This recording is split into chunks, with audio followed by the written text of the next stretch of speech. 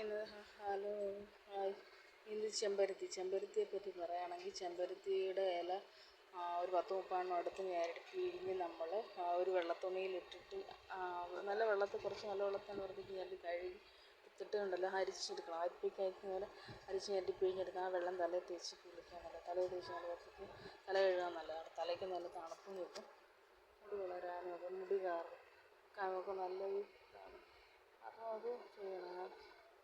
പിന്നെ അതുപോലെ തന്നെ അതിൻ്റെ പൂവ് അരിഞ്ഞ് തോരൻ വയ്ക്കും. ചെമ്പരത്തിപ്പൂ അരിഞ്ഞ് നമ്മൾ തേങ്ങയൊക്കെ ഇട്ട് തോരൻ വയ്ക്കും കേട്ടോ. നല്ല ടേസ്റ്റാണെന്ന് പറയുന്നത്. ഞാനതങ്ങനെ ഉണ്ടാക്കിയിട്ടില്ല. ഉണ്ടാക്കി കഴിച്ചവരൊക്കെ അങ്ങനെ പറയുന്നത് നല്ലതാണ്.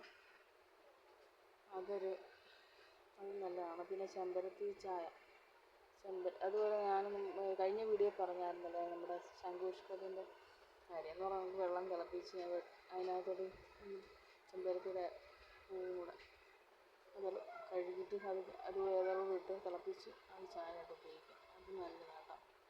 ഇതൊന്നും ഞാൻ ഉപയോഗിച്ചിട്ടില്ല.